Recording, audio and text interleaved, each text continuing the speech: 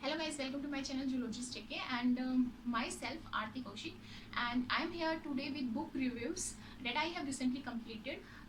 This video is not about the subjective one, means that I used to upload recently on my YouTube channel.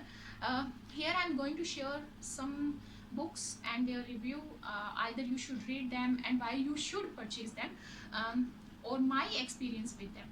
So first one is this one, Good Vibes Good Life. It is written by Vex King. It is a self-help book.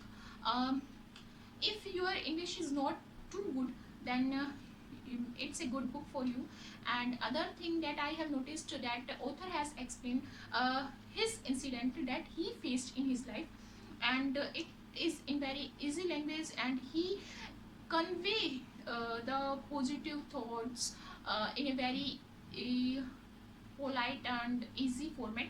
Um, in this book, the best part which I have think is there is about the affirmation that he's explained, that since childhood our parents said you are naughty or you are too smart, then that affirmation sit in our subconscious mind, and we start developing and look ourselves just like that affirmation that our parents or our loved ones once give or feed us.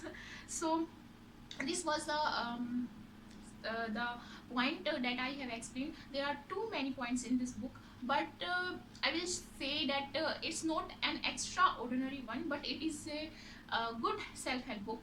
If you are facing little bit depression या और फिर stress issue हो रहे हैं आपको, तो it's a good one. आपको author बताते हैं कि आपको कैसे ग्रेटफुल होना चाहिए चीज़ों के लिए, आपको कैसे एक जॉब अगर टॉक्सिक है तो आप उसको कैसे क्विट करें, आपकी रिलेशनशिप को आप कैसे डील करें, मेडिटेशन कैसे स्टार्ट करें और कैसे मेडिटेशन ने उनको एक अच्छी बेटर लाइफ दी है, वैक्स किंग की लाइफ में क्या पॉजिटिविटी आई है due to yoga, due to meditation, and उन्होंने अपने ही लाइफ एक्सपीरियंस को शेयर करके यहाँ पे कन्वे किया है कुछ पॉजिटिव वाइब्स को. So you must read it if you are facing issues related to mental disturbance basically, or we all have such issue now or then in our life, that we found ourselves lost and we couldn't cope with things. I have faced them, so I will recommend this. It is a very easy and handy book and very small too, so you can purchase it. Another one is The Journey Home by Radhanath Swami. I loved this book. Before this, I have read about Sadhguru Jagi Vasudev, The Death and Inside Story. Many of my mates like this book, but I'm being true to you. इसमें बहुत सारे fact ऐसे हैं जो मुझको पता थे related to negative energy and related to rituals that we follow after death. तो मेरे को इसमें कुछ एक्स्ट्रा ऑर्डिनरी इतना नहीं लगा, but if you want to know about death तो इसमें कुछ खास मतलब एक्सप्लेन नहीं किया गया है अबाउट डेथ. बट या चक्रास के बारे में जो बात है इसमें, 7 चक्रास के बारे में जो अच्छे से एक्सप्लेन किया है कि कैसे आपके चक्र ओपन होते हैं, कैसे जब आपकी डेथ होती है तो आपकी जो सोल है वो कैसे एग्जिट करती है आपकी बॉडी से. That part is really good, but later after second half I will say it's little boring, और वी कैन से कुछ खास नहीं है इसमें. उसके बाद और बहुत सारे पॉइंट्स पे सदगुरु ने बोला है कि मैं इसको ज़्यादा एक्सप्लेन करूँगा तो आप कंफ्यूज हो जाएंगे, आप अपनी डेली लाइफ में यूज़ करेंगे. बट मुझे लगता है कि अगर हम किसी ऐसे व्यक्ति को पढ़ रहे हैं जिसमें कुछ एक्स्ट्रा ऑर्डिनरी चीज़ें हैं, तो हम एक्स्ट्रा ऑर्डिनरी चीज़ों के लिए इसको पढ़ते हैं, तो it would be more better if he will explain those things that we really don't know. Okay, तो कुछ चीज़ें इसमें अच्छी हैं, but I will say it's 50-50 for me.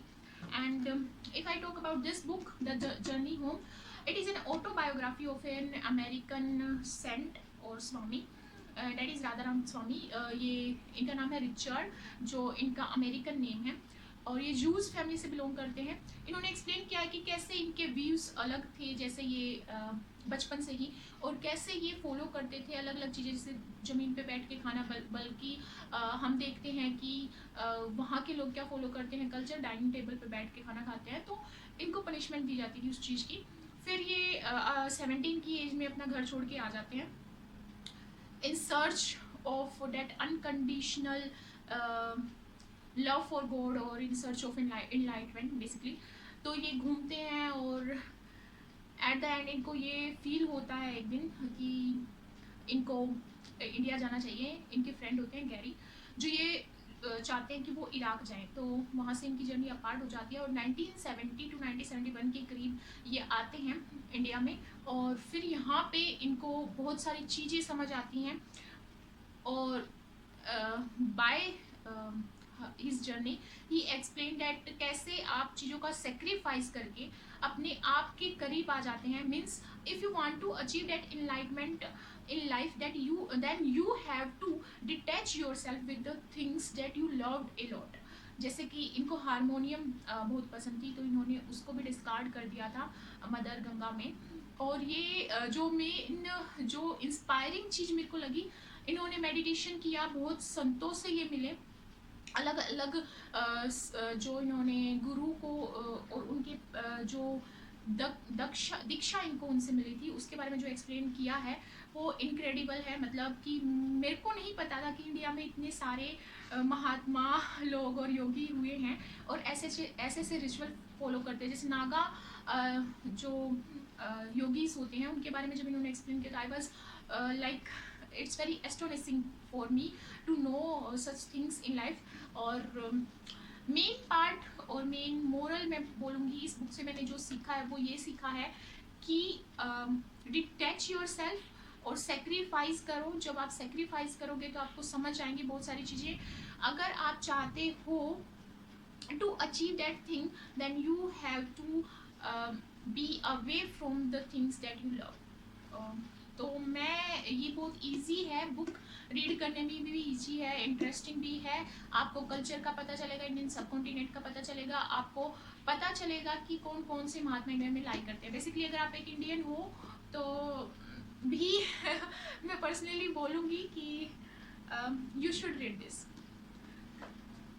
Next है सैपियंस। ये तो आप वेल अवेयर होंगे, युवल नोआ हरारी ने जो लिखी है। हिस्ट्री ऑफ मैनकाइंड से स्टार्ट होती है, तो बिल्कुल स्टार्टिंग में उन्होंने लिखा है इवोल्यूशन के बारे में। मैं बायोलॉजी की स्टूडेंट हूँ, होपफुली आप भी बायोलॉजी की स्टूडेंट हो जो इस वीडियो को देख रहे हो।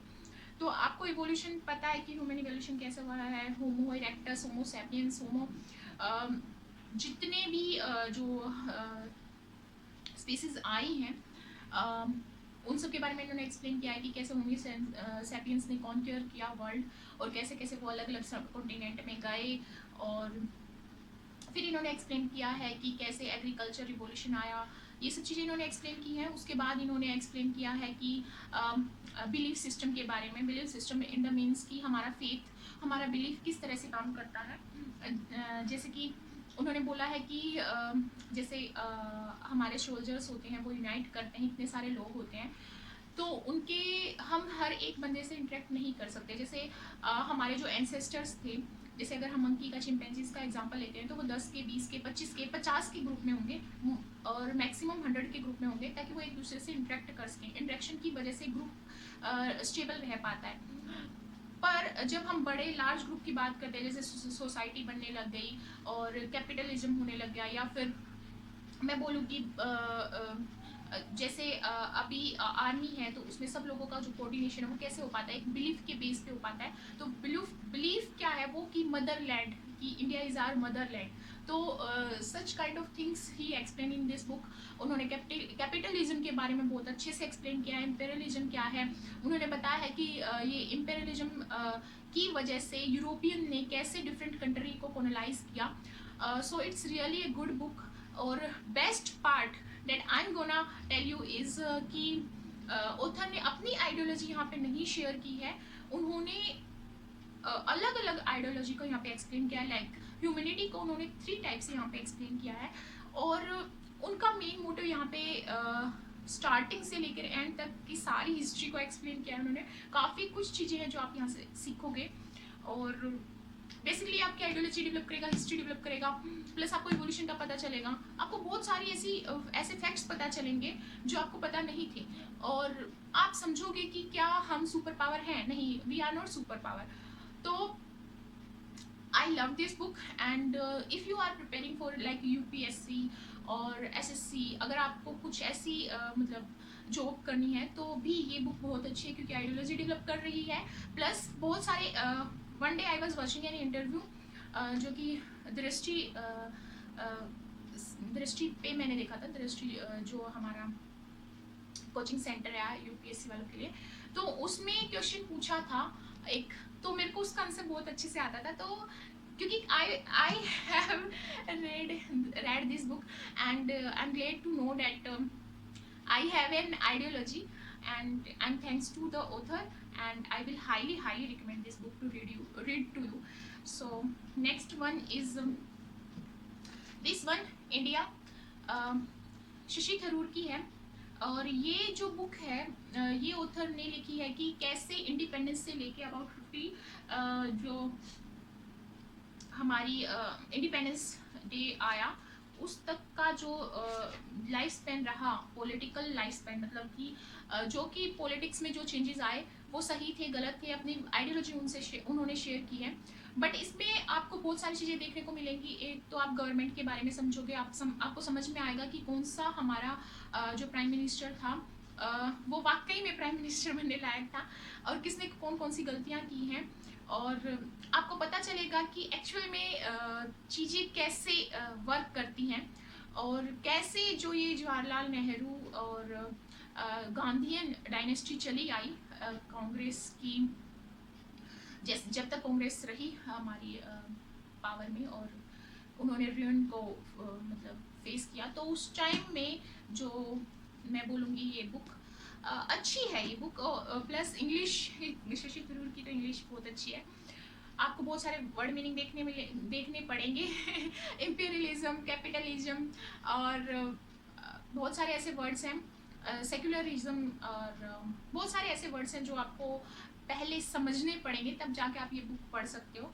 बट इसमें हमारी हिस्ट्री नहीं कहूँगी मैं, पॉलिटिकल हिस्ट्री, और बहुत सारी ऐसी चीज़ें होंगी जो आपको नहीं पता है, और आपको पता चलेंगी कि कौन से डिसीजन गलत थे, कौन से सही हैं, और आप अपने व्यू मैं ये नहीं कहूँगी कि सिर्फ इसको पढ़ें, और मैं ये भी नहीं कह रही कि शशि थरूर ने कांग्रेस को फेवर किया है, नहीं, उन्होंने नहीं किया। कुछ पॉइंट पे लगता है ऐसा कि उन्होंने फेवर किया है, but it's a really good read, you should read this. Starting में तो उन्होंने इंडिया के बारे में एक्सप्लेन किया, उसके बाद से वो स्टार्ट होते हैं कि पहले ये पीएम बने तो उन्होंने ये एडवर्सिटी आई, और ये रीज़न था उनको पीएम बनाने का, एट्सेट्रा।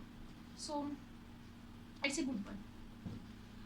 नेक्स्ट है फैक्टफुलनेस बाय हंस रोजलिंग। ये एक स्टैटिस्टिक्स हैं इन्होंने ये बुक लिखी है। तो ये इस बुक के बारे में बताना चाहूँगी, काफ़ी पॉजिटिव एटीट्यूड देती है। मैं अपना पर्सनल एक्सपीरियंस यहाँ पे शेयर कर रही हूँ। तो मेरा पर्सनल एक्सपीरियंस ये रहा है कि मेरे को स्टैटिस्टिक्स एनालाइज करनी नहीं आती थी। मतलब ठीक है, हम ग्राफ पढ़ते हैं, स्टडी करते हैं, पॉपुलेशन डेंसिटी वगैरह सब स्टडी करते हैं, बट इतना इंटरप्रिटेशन नहीं कर पाते जितना ऑथर ने किया है। इनका बहुत ही ज़्यादा पॉजिटिव एटीट्यूड है इन चीज़ों के अगेंस्ट। उन्होंने माइंड ओपनिंग चीज़ें यहाँ पे एक्सप्लेन किया बहुत ही ईजी फॉर्मेट में। उन्होंने यहाँ पे 3 क्लास ली हैं, मतलब क्लास नहीं, ग्रुप लिए हैं बेसिकली, जिसमें उन्होंने सोसाइटी को डिवाइड किया, group 1, group 2, group 3 and group 4। हमारे जैसे जो लोग हैं जो मिडिल क्लास फैमिली से, यहाँ पर मिडिल क्लास फैमिली से हैं, वो लाई करते हैं ग्रुप 3 में। तो आप समझ गए होंगे कि आप ग्रुप 3 में लाई करते हैं। ग्रुप 4 में वो लाई करते हैं कि जो एसेट फॉर्म कर सकते हैं, इन्वेस्टमेंट कर सकते हैं, या फिर जो एंटरप्रेन्योर हैं वो ग्रुप 4 में लाई करते हैं। ग्रुप 1 में वो लाई करते हैं जो सिर्फ फूड ले सकते हैं, उनके पास ना बेड है सोने के लिए, वो ग्रुप 1 में। ग्रुप 2 में वो हैं जिनके पास बेड है सोने के लिए और एक कमरे का घर है।